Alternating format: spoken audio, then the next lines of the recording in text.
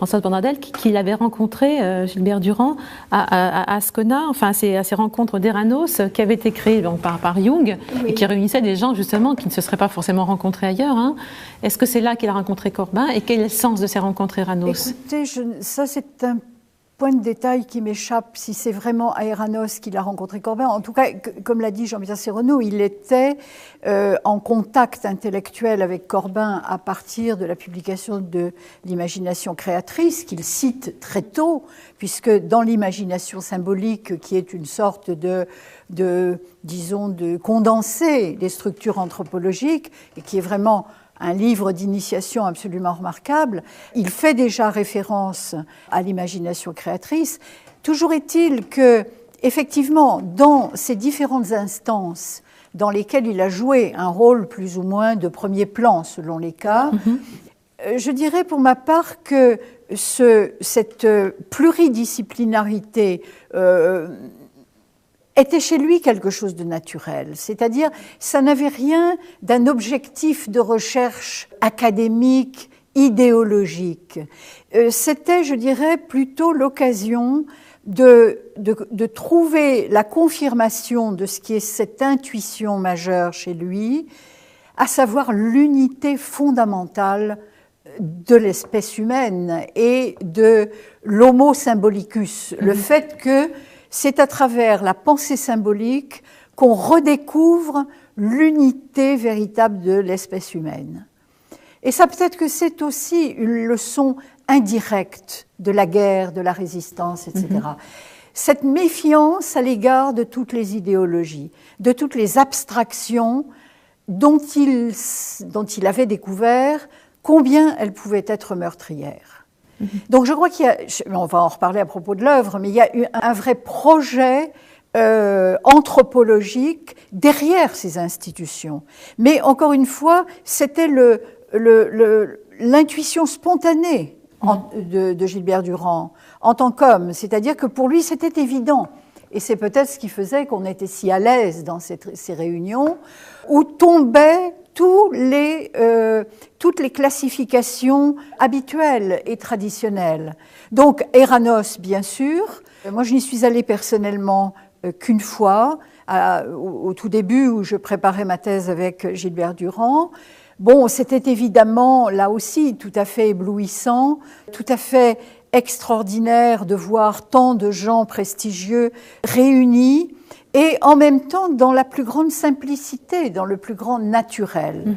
Moi, c'est ce que je retiendrai de toutes ces réunions. C'est qu'au fond, on ne se posait pas de questions, on était simplement heureux d'être là, et on était certains, c'était une sorte d'intuition profonde, qu'il se passait quelque chose d'important là, fût-ce sur un plan un peu confidentiel ou pas secret, mais enfin extra-académique.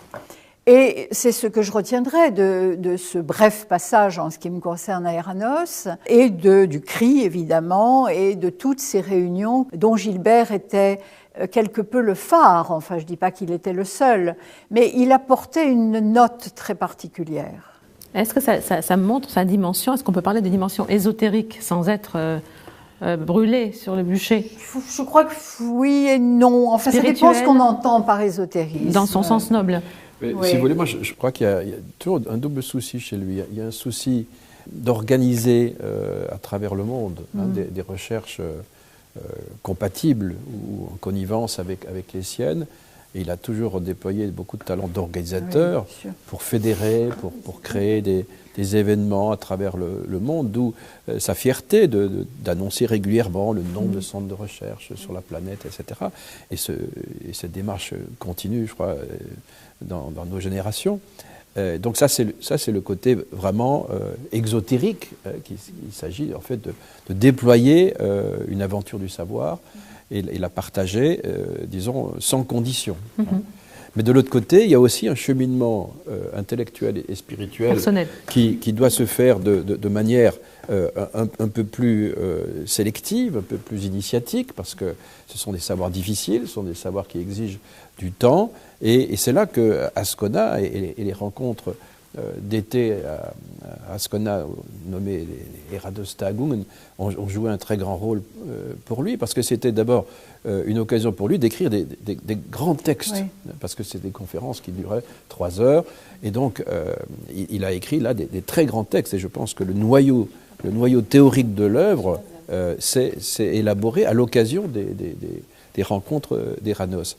Et ils ont été republiés, effectivement, en français. On trouve encore Structure 1 réunit un certain nombre des textes de Gilbert Durand écrits pour Eranos, et je crois savoir qu'un 2e volume est en préparation, puisqu'il y a encore des conférences qui n'ont pas été publiées. C'est une parenthèse. Non, mais certains des textes ont aussi été disséminés dans ses propres ouvrages, parce que finalement, la plupart des ouvrages de Gilbert sont en fait... Les conférences d'Eranos étaient publiées tous les ans dans les cahiers en Suisse, dans des cahiers qu'on appelait Eranos Jahrbuch. Oui. Et toutes ces conférences y étaient, mais à côté de beaucoup de conférences en allemand, puisqu'il y avait quand même une domination germanique parmi les participants d'Ascona. Mais il y avait des textes de Corbin, de Mircea Eliade, de Jean Brun et d'autres. Mais alors justement, je crois que ces rencontres, pour lui, c'était des sources de confirmation, de corroboration, puisque à Ascona, il y avait des spécialistes des religions de toute la planète. Il y avait aussi des scientifiques, Portman, des psychologues, Hillman. Il y avait pendant longtemps le grand Mircea Eliade. Et je crois que ce n'était pas des débats, c'était plutôt des confluences et des convergences pour cheminer toujours dans une même direction. Et je crois qu'on est parti de Corbin et du terme d'imaginal. Je crois que ça a été un déclic dans son histoire intellectuelle, parce qu'il a trouvé dans ce terme l'idée que justement l'imagination, c'est pas seulement une fabrication délirante du sujet, mais c'est une dimension du psychique où nous accueillons, où nous recueillons du sens. Et ça, c'est évidemment les grandes traditions religieuses et artistiques de l'humanité qui l'ont montré, mais c'était devenu inaudible dans nos savoirs positifs modernes. Et donc, il fallait avoir un certain nombre de savoirs positifs, dans le fond, qui nous renvoyaient à cette intuition-là. C'est que dans le psychisme, il y a un miroir de l'absolu. Et ça, je crois que c'était... Et là, vous parlez à nouveau de ces savoirs, mais je reviens à la personne intime, on va dire, de Gilbert Durand. Lui-même, on en parlera tout à l'heure, avec la foi du cordonnier, on voit bien qu'il y avait lui-même une dimension spirituelle, sa quête personnelle allait dans ce sens. Quand on fréquente Corbin, Eliade, on est quand même touché intimement par cette dimension... à dire transcendante, oui, tout à fait. C'est pas qu'un sujet d'étude.